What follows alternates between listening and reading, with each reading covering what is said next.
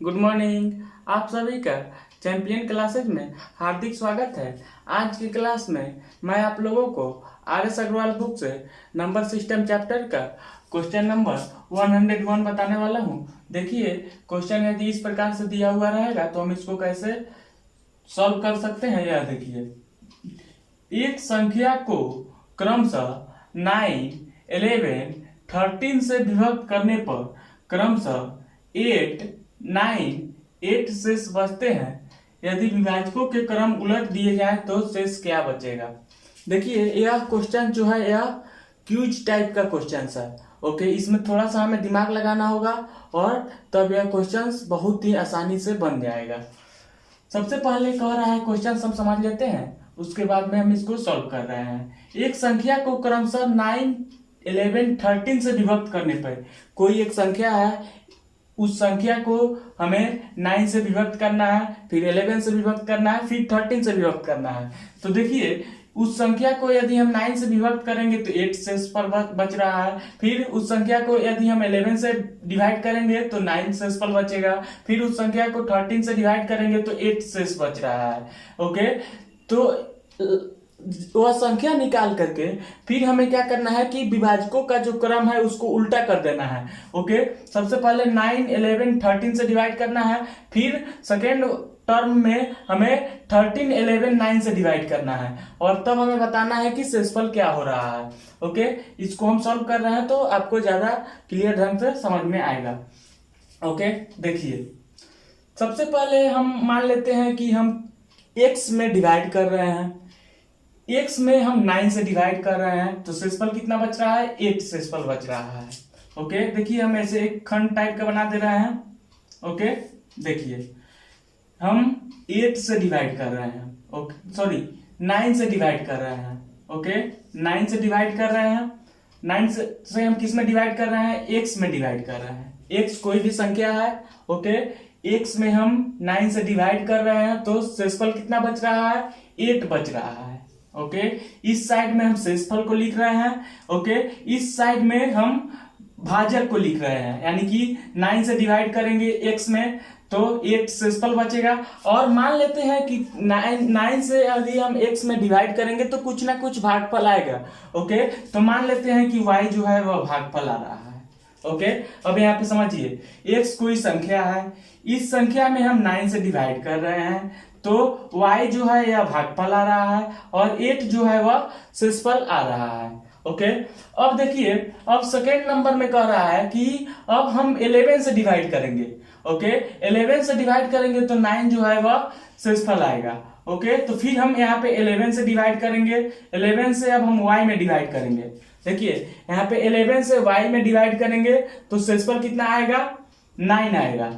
Okay, तो अब देखिए, यदि हम y में 11 से डिवाइड करेंगे तो कुछ ना कुछ भागफल आएगा। ओके, तो मान लेते हैं कि यहाँ पे z भागफल आ रहा है। ओके, 11 से y में डिवाइड कर रहे हैं तो z भागफल आ रहा है, 9 जो है वह शेषफल आ रहा है। ओके, अब थर्ड नंबर कंडीशन क्या है कि इस z में हम 13 से डिवाइड करेंगे। ओके, यानी कि इस z में हम 13 से डिवाइड करेंगे तो 8 जो है वह क्या आएगा, शेषफल आएगा। ओके, 13 से हम इसमें डिवाइड करेंगे, z में 13 से डिवाइड करेंगे तो शेषफल जो है वह 8 आएगा। ओके, और भागफल कुछ ना कुछ आएगा।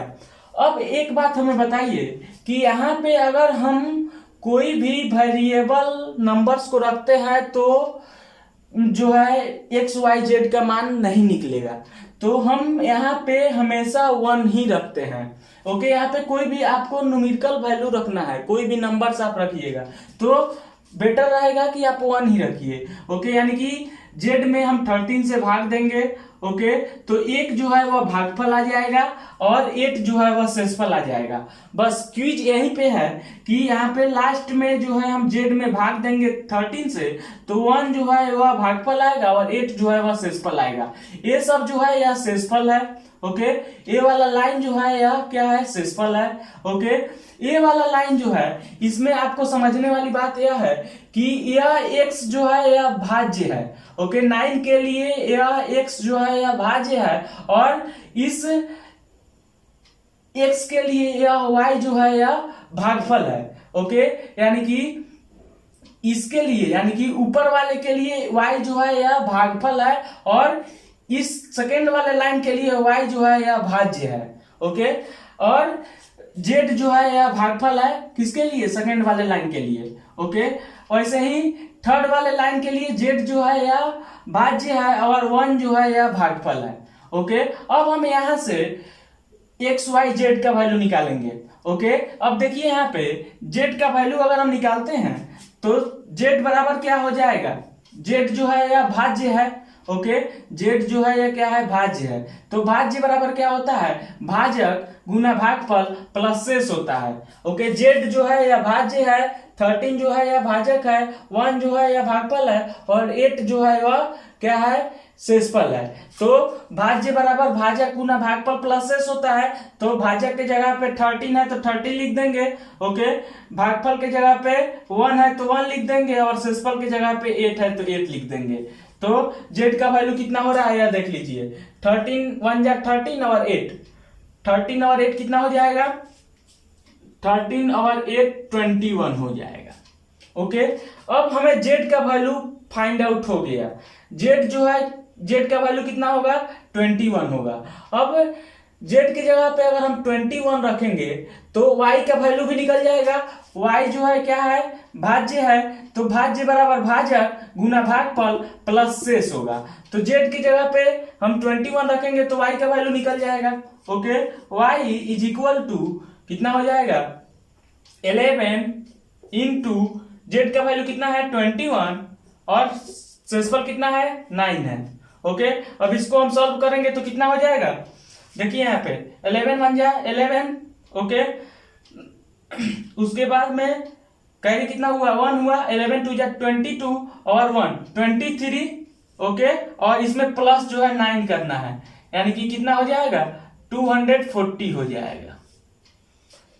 y का वैल्यू कितना निकल गया? 240 निकल गया। अब हमें x का वैल्यू निकालना है। तो x जो है यह क्या है? भाज्य है। भाज्य बराबर भाजक गुना भागफल प्लस शेषफल। ओके, तो भागफल यानी कि y की जगह पे क्या निकला है? 240 निकला है। तो y की जगह पे हम 240 रख करके सॉल्व करेंगे तो x का वैल्यू कितना निकलेगा? x बराबर 9 इंटू y की जगह पे 240। ओके, और प्लस 8। अब देखिए यहाँ पे हम मल्टीप्लाई करेंगे तो कितना हो जाएगा? 0 9 चौका 36, 3 और 9 दूनी 18 और 3, 18 और 3 कितना हो जाएगा? 21 हो जाएगा और प्लस 8 है तो 8 लिख देंगे तो कितना हो जाएगा? 21 68, यानी कि 2168 जो है यह x का वैल्यू निकल गया। ओके, आई होप यहां तक आपको समझ में आ गया होगा। देखिए इसको एक बार और हम अभी तक समझ लेते हैं। कह रहा है क्वेश्चन कि कोई संख्या है उसमें हम 9 से डिवाइड कर रहे हैं तो 8 जो है वह शेषफल आ रहा है। ओके, x जो है यह कोई संख्या है जिसमें हम 9 से डिवाइड कर रहे हैं तो 8 जो है वह शेषफल आ रहा है। तो जब हम डिवाइड करेंगे तो कुछ ना कुछ भागफल आएगा, डेफिनेटली कुछ ना कुछ भागफल आएगा। तो हम मान लेते हैं कि x में हम 9 से डिवाइड कर रहे हैं तो y जो है वह भागफल आ रहा है और 8 जो है वह शेषफल आ रहा है। फिर हम इस y में अब 11 से भाग दे रहे हैं। 11 से क्यों भाग दे रहे हैं? क्योंकि यहाँ पे दिया हुआ है कि क्रमशः हम भाग दे रहे हैं 9, 11 और 13 से। तो एक बार हम 9 से भाग देंगे, एक बार 11 से भाग देंगे और एक बार 13 से भाग देंगे। तो 11 से भाग देंगे किस में? y में, यानी कि इसका जो भागफल आया है इस सेकेंड वाले का क्या हो गया है? भाज्य हो गया है। ओके, तो 11 से हम y में भाग देंगे तो z जो है वह भागफल आएगा और 9 जो है वह शेषफल आएगा। फिर 13 से हम z में भाग देंगे। ओके, तो 8 जो है वह शेषफल आएगा और 1 जो है हम मान लेंगे कि 1 जो है वह भागफल आ रहा है। ओके, तो ऐसे हम z, y और x का वैल्यू निकाल लेंगे।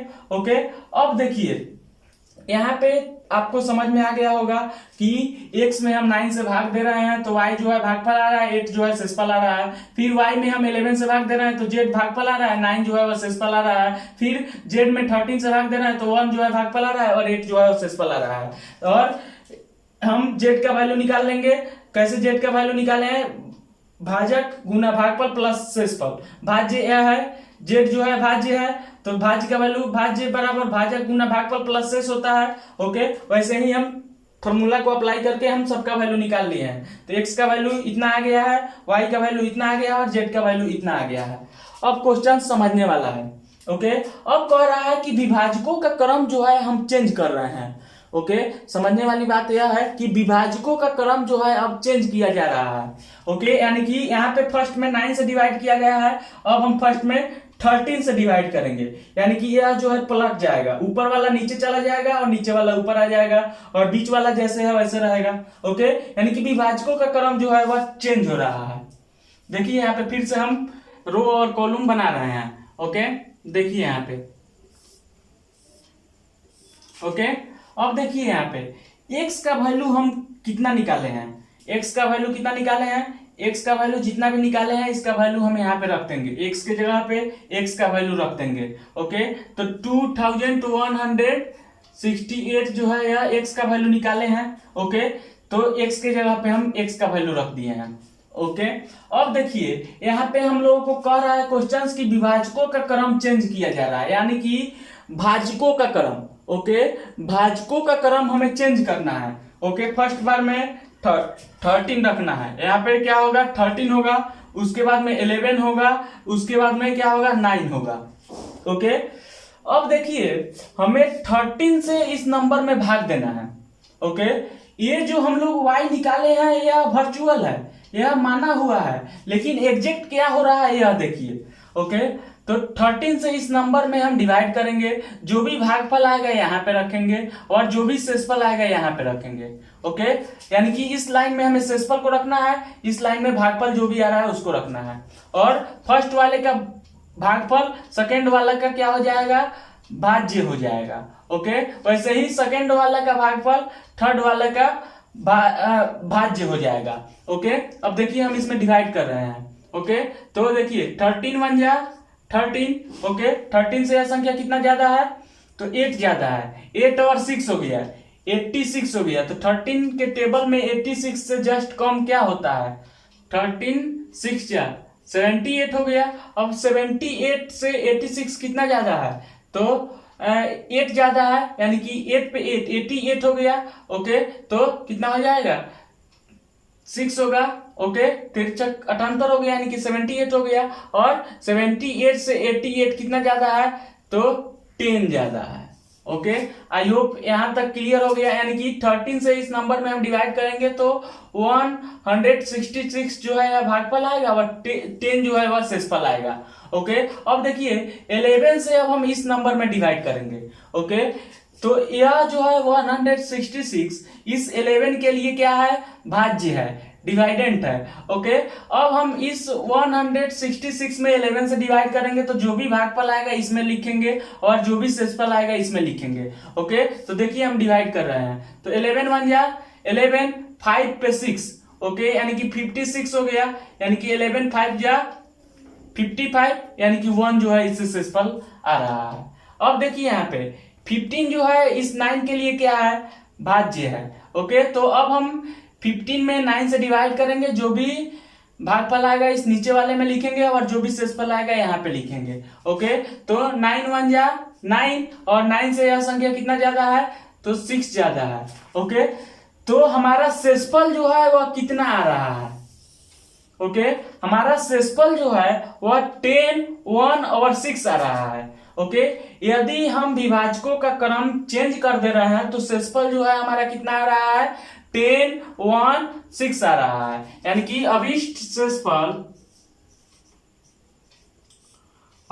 शेष is equal to 10 1 6। Okay, I hope ये आपको समझ में आ गया होगा। इसको अब हम शॉर्ट में जल्दी से समझ लेते हैं। ओके, क्वेश्चन कह रहा है कि कोई एक संख्या है, उस संख्या में हम 9 11 और 13 से बारी बारी से डिवाइड कर रहे हैं, तो हमारा शेषफल जो है वह 8 9 8 आ रहा है। तो हमें संख्या मालूम नहीं है तो हम संख्या को x मान लिए हैं। ओके, x कोई संख्या है, इस x में हम 9 से डिवाइड कर रहे हैं तो 8 जो है वह शेषफल आ रहा है, और जब हम किसी भी संख्या में हम डिवाइड करेंगे तो कुछ ना कुछ भागफल आएगा। ओके, तो हम मान ले रहे हैं कि x में हम 9 से डिवाइड कर रहे हैं तो y जो है भागफल आ रहा है और 8 जो है वह शेषफल आ रहा है। फिर यह y जो है इस 11 के लिए क्या हो गया, भाज्य हो गया। ओके, तो अब इस y में हम 11 से भाग देंगे तो 9 जो है वह शेषफल आ रहा है। ओके, अकॉर्डिंग टू क्वेश्चंस 9 जो है वह शेषफल आ रहा है और z जो है वह भागफल आ रहा है। z जो है हम लोग मान लिया है कि यदि हम y में 11 से डिवाइड करेंगे तो z जो है वह भागफल आ रहा है और 9 जो है वह शेषफल आ रहा है। ओके, अब यह z जो है इस 13 के लिए क्या है, भाज्य है। ओके, इस z में हम 13 से डिवाइड करेंगे तो 8 जो है वह शेषफल आ रहा है अकॉर्डिंग टू क्वेश्चंस और 1 जो है वह भागफल आ रहा है। हम ये मान लिए हैं। ओके, यह माना गया है। यहाँ पे आप 2, 3, 4 कुछ भी रखिएगा तो आपका जो है शेषफल जो होगा वह सेम ही आएगा। ओके, यह बीच वाला चेंज होगा।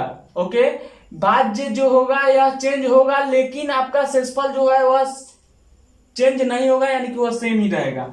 ओके, तो यहाँ पे इजी कैलकुलेशन के लिए हम 1 मान लिए हैं। तो अब हम z का वैल्यू निकाले हैं। z का वैल्यू क्यों निकाले हैं, क्योंकि z जो है यह भाज्य हो गया है तो भाज्य बराबर भाजक गुना भागफल प्लस शेष होता है, तो z का वैल्यू हम निकाल लिए हैं। फिर यहाँ पे y का वैल्यू निकाल लिए हैं तो y बराबर यानी कि यह भाज्य है तो भाज्य बराबर भाजक z जो है इस वाले टर्म के लिए यानी कि सेकंड वाले टर्म के लिए z जो है वह क्या है, भागफल है। तो भाजक गुना भागफल प्लस शेष हो गया, y का मान निकल जाएगा। तो z का वैल्यू हम यहाँ पे पुट किए हैं तो यहाँ पे y का वैल्यू जो है निकल गया है 240। ओके, y का वैल्यू निकल गया है तो वैसे ही हम x का वैल्यू निकाल लिए हैं तो इतना आ गया है।